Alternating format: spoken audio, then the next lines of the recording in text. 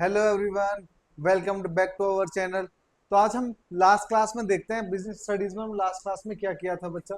तो अगर मैं लास्ट क्लास की बात करूं तो हमने जो लास्ट क्लास में एंड किया है वो है हमारा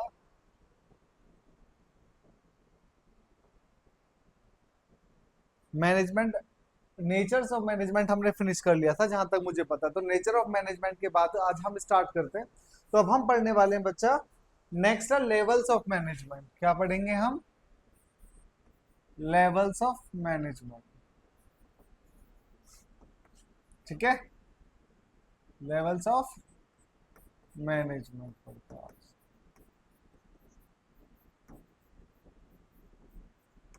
चलो, तो जनरली क्या होता है कि हमारे पास ना बच्चा तीन लेवल्स ऑफ मैनेजमेंट है। कितने लेवल ऑफ मैनेजमेंट? तीन लेवल्स ऑफ मैनेजमेंट है। तो इस तरीके से कुछ फिगर आपकी बुक में दे रखा होगा। ये इस तरीके से ट्राइंगल होगा। यहाँ पे टॉप होगा, टॉप लेवल मैनेजमेंट। यहाँ पे middle level management, middle level management, और यहाँ पे लोअर लेवल मैनेजमेंट। तो तीन आपको मैनेजमेंट दे रखे होंगे, है ना। लोअर लेवल मैनेजमेंट, तीन टाइप ऑफ मैनेजमेंट आपको दे रखे होंगे ना। तो हम एक एक करके देखते हैं। सबसे टॉप लेवल मैनेजमेंट की बात अगर मैं करूं तो टॉप लेवल मैनेजमेंट क्या होगा बच्चा? तो टॉप लेवल मैनेजमेंट कौन सा होगा आपका? जैसे आपकी कंपनी में सीईओ होता है, सीएफओ होंगे, डायरेक्टर होंगे। ठीक है, सी सीईओ, सीएफओ, डायरेक्टर, जो भी मतलब एक हाई रैंक ऑफिसर्स आपकी कंपनी के होंगे वो टॉप लेवल में आएंगे। फिर बात करते हैं मिडिल लेवल की। तो मिडिल लेवल में क्या होने वाला है बच्चा? मैनेजर्स होने वाले हैं, है ना।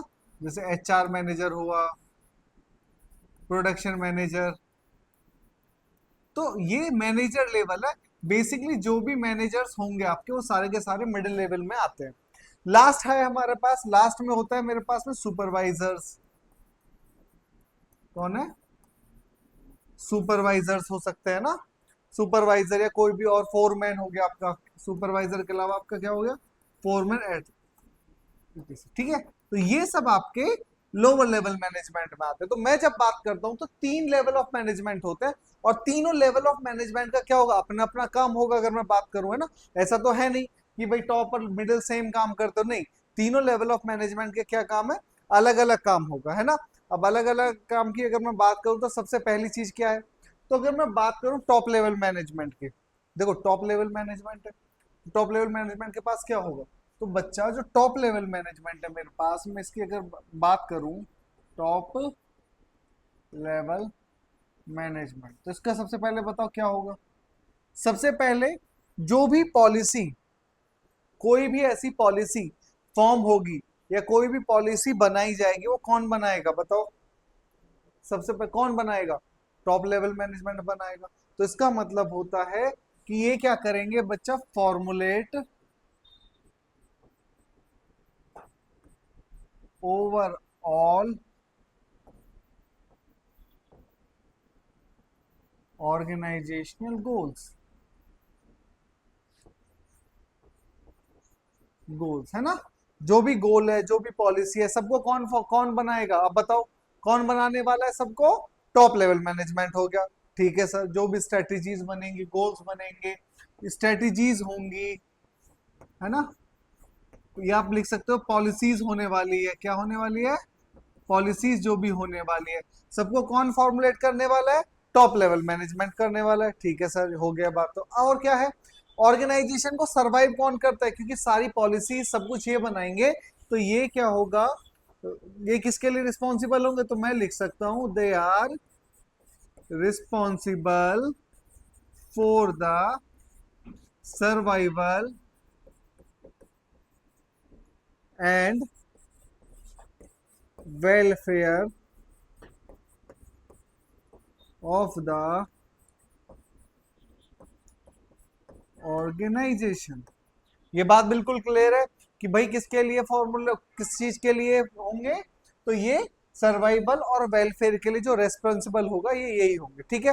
तीसरी चीज, अलग अलग डिपार्टमेंट होते हैं, जैसे प्रोडक्शन डिपार्टमेंट अलग होगा, human resource manager, sales department अलग होगा। तो सारे मैनेज जो सारे के सारे जो डिपार्टमेंट होंगे, क्योंकि किसके अंडर रहेंगे इनके, तो इनको इंटीग्रेट करना, क्या करना है बच्चा, इनको आपको इंटीग्रेट करना है ना। तो इनको इंटीग्रेट करने का काम किसका होगा बताओ। तो टू इंटीग्रेट द, इंटीग्रेट का मतलब है एक साथ लेकर, integrate the activities of different departments. आगे बात बिल्कुल समझ में, आगे बात समझ में। इसका मतलब क्या है कि to integrate the activities of the, activities of different department, यानी अलग अलग डिपार्टमेंट की जो एक्टिविटीज को इंटीग्रेट किया जाएगा वो कौन करेगा। तो प्रोडक्शन, ये इसका समझ में आ गया होगा आपको। तो ये सारे के सारे कौन से होंगे, तो ये बात समझ में आ गई। तो ये किसके बारे में बात की मैंने, टॉप लेवल मैनेजमेंट की, या फिर हम बोल सकते हैं senior most executives of the company. कौन से, ये कौन है, सारे के सारे हैं बच्चे senior most executive of the company, ठीक है। CEO, CF, chief financial officer, chief executive officer, directors हो गए, मैनेजिंग डायरेक्टर्स हो गए, ऑनर्स ऑफ द कंपनी हो गए, ऑनर्स ऑफ द कंपनी हो गए। तो जो भी चीजें हैं सबको सब इंटीग्रेट कौन करने वाला है, ये करने वाला है। ये बात बिल्कुल समझ में आ गई। तो इनके बेसिकली काम क्या है कि भाई एक तो ओवर गोल्स कौन बनाएगा, टॉप लेवल, स्ट्रेटेजीज कौन बनाएगा, टॉप लेवल, सारी पॉलिसीज फ्रेम कौन करेगा, टॉप लेवल। अच्छा, और सेल्फ सर्वाइवल और वेलफेयर कौन देखेगा, टॉप लेवल करेगा। और सारे डिपार्टमेंट्स की जो एक्टिविटीज है उनको इंटीग्रेट कौन करेगा, इंटीग्रेट करने वाला कौन सा है, वो भी टॉप लेवल। तो ये सारे के सारे काम किसके हो गए बच्चा, टॉप लेवल मैनेजमेंट के काम हो गए हैं, ठीक है। ये बात बिल्कुल क्लियर होगी आपको कि टॉप लेवल मैनेजमेंट के क्या क्या काम है, ठीक है। अब बात करते हैं मिडिल मैनेजमेंट की। किसकी बात करते हैं बच्चा, मिडिल मैनेजमेंट की।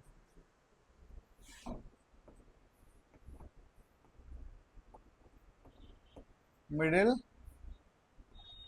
मैनेजमेंट, सबसे पहले तो आप ये समझो, अगर मैं ध्यान से देखूं तो सबसे पहली बात कि टॉप ऊपर है और लोअर लेवल नीचे है, और ये मिडिल लेवल बीच में। इसका मतलब क्या, इन दोनों का डायरेक्ट लिंक तो है नहीं, लेकिन ये किसके थ्रू लिंक होते हैं बच्चा, मिडिल लेवल मैनेजमेंट के थ्रू लिंक होते हैं। तो मैं यहां से डायरेक्टली एक चीज तो मुझे समझ में आ गई कि it is a link, middle level management is a link between between top level management, top level management and top level management and middle level management, sorry middle lower level management, lower level management. ये बात समझ में आई, बिल्कुल clear है बात। Top level management और middle level की जो लिंक होगा वो कौन होगा, ये होगा, ठीक है। यहां तक मुझे समझ। अब दूसरी चीज क्या हो सकती है और बताओ। देखो टॉप लेवल का काम क्या होता है, वो पॉलिसीज बनाता है, मैंने अभी सिखाया था, formulate the policies and goals of the organisation. भी क्या गोल है, उनको इंप्लीमेंट कौन कराएगा, ये बताना, जल्दी बताओ। तो जो पॉलिसी ने बनाई तो उसको क्या करने वाली, इसका मतलब जो पॉलिसीज बनाई उनको इंटरप्रेट कौन करेगा, तो इंटरप्रेट यही लेवल करेगा। इसका मतलब इंटरप्रेट द पॉलिसीज या goals framed by top level management, framed by top level management. और इंटरप्रेट करके क्या करेंगे, ये कम्युनिकेट करेंगे किसको बच्चा, communicate with lower level management. ये बात समझ में आ गई, विद लोअर लेवल मैनेजमेंट। ये बात सर बिल्कुल ठीक है, चलो ये बात समझ में आ गई। दूसरी चीज कि भाई दो फंक्शन, दो चीजें तो उनकी ये हो गई, एक तो ये लिंक है बीच में, और एक जो पॉलिसीज टॉप लेवल ने बनाई वो थी। इसके बाद दूसरा इनका काम क्या, इनका काम होगा कि भाई ये स्टाफ चेक करेंगे कि जो इनके डिपार्टमेंट में जितने स्टाफ की रिक्वायरमेंट है, पर्सोनल की रिक्वायरमेंट है, वो है या नहीं। तो आप कैसे लिख सकते हो बताओ, ensures that their departments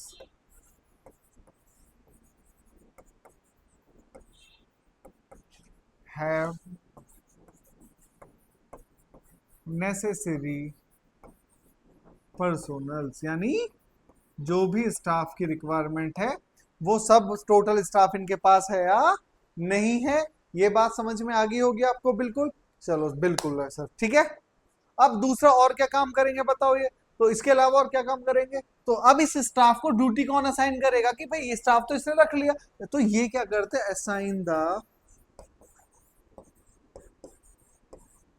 duties and responsibility to the staff, ठीक है, टू द स्टाफ। ये बात समझ में आ गई?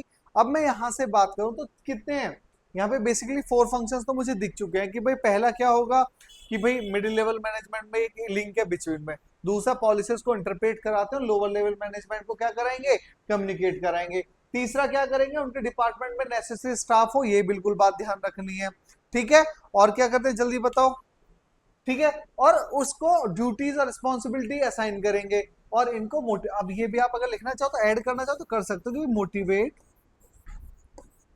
द स्टाफ या people to achieve the goal, to achieve the goal, ठीक है। इसी वजह से इनको फर्स्ट लाइन मैनेजर्स भी बोलते हैं, first line management, first line managers भी इनको हम यूज कर सकते हैं कि भाई फर्स्ट, अगर पूछा जाए आपसे कि भाई फर्स्ट लाइन मैनेजर्स कौन है तो आप ये चीजें लिख सकते हो। ये बात बिल्कुल समझ में आ गई आपके? यहाँ पे कोई प्रॉब्लम है मिडिल लेवल मैनेजमेंट में? नहीं होगी मेरे ख्याल से। तो ये सारी बातें मैंने किसके बारे में बताई आपको, मिडिल लेवल मैनेजमेंट के बारे में। अब लास्ट लेवल ऑफ मैनेजमेंट कौन सा मैंने बताया था, जल्दी बताओ? तो जो उसको बोलते हैं lower level management, lower level management, ठीक है, लोअर लेवल मैनेजमेंट। अच्छा, लोअर लेवल मैनेजमेंट की अगर मैं बात करूं बच्चा तो क्या होगा लोअर लेवल मैनेजमेंट में? तो लोअर लेवल तो एक्चुअली में जो काम करने वाला है ये सबसे लोअर, सबसे बेसिक जो वर्कर्स के साथ डायरेक्टली लिंक में, वो कौन सा होंगे, ये होंगे, क्योंकि ये कौन होते हैं बच्चा, हमारे सुपरवाइजर्स। कौन है, सुपरवाइजर्स होंगे। तो ये डायरेक्टली लिंक किसके होंगे, तो ये किसके डायरेक्टली लिंक में होंगे, जल्दी बताओ आप? डायरेक्टली लिंक किसके होंगे, ये वर्कर्स के एक्चुअली वर्कफोर्स में कौन आ रहा है, डायरेक्टली लिंक आ रहा है, नहीं आ रहा, जल्दी बताओ?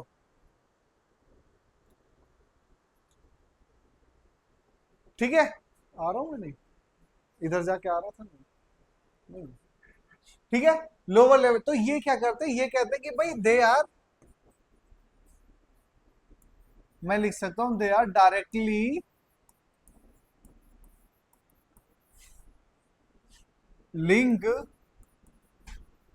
With the actual workforce, actual work force, ठीक है।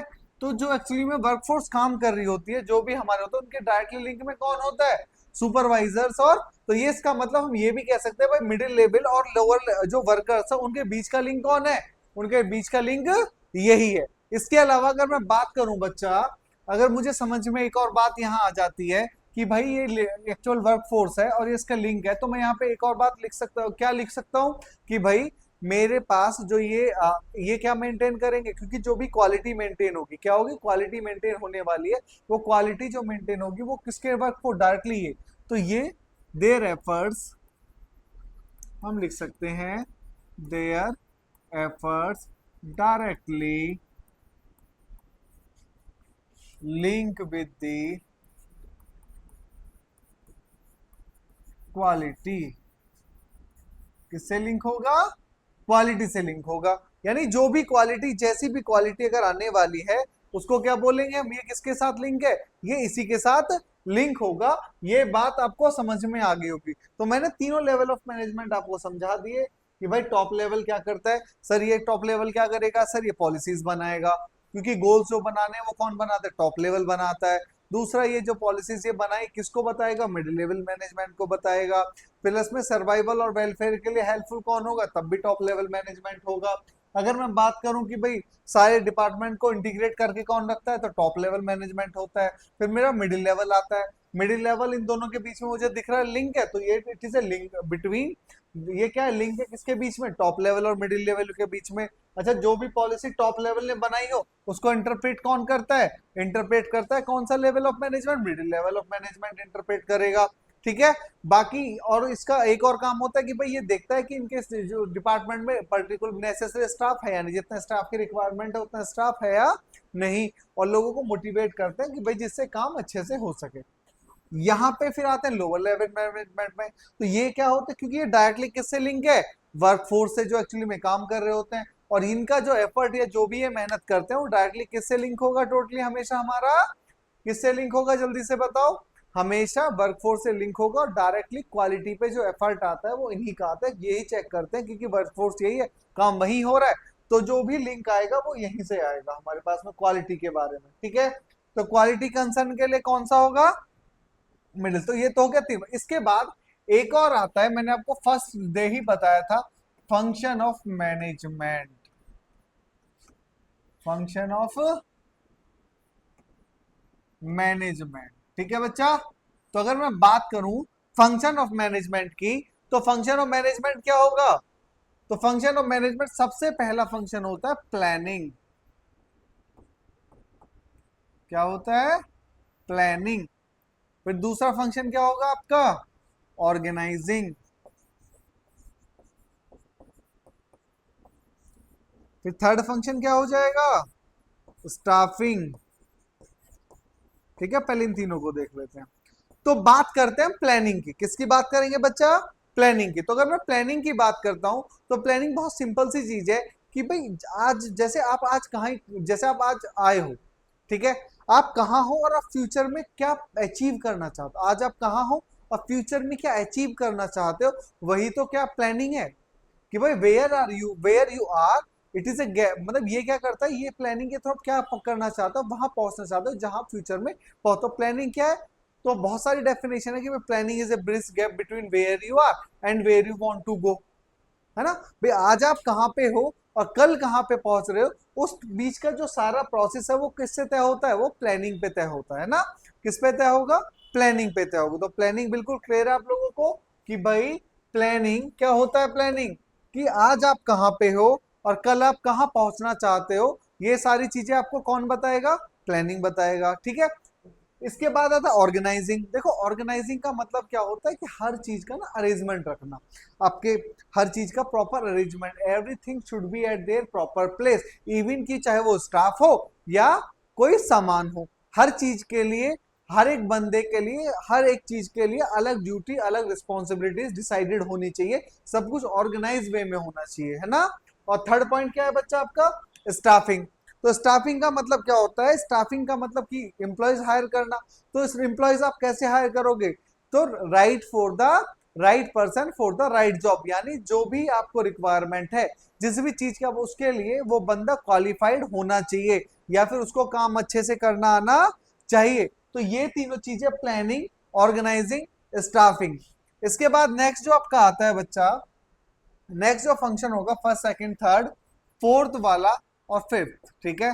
तो फोर्थ आता है डायरेक्टिंग। ठीक है। देखो ये बस मैं आपको समझाऊंगा और ये आपका होमवर्क होगा, ये आपको फिल करना। अगर आज आप ये फिल नहीं करते तो कल मैं फिर इसको करा दूंगा। इसके बाद लास्ट हो गया बच्चा कंट्रोलिंग।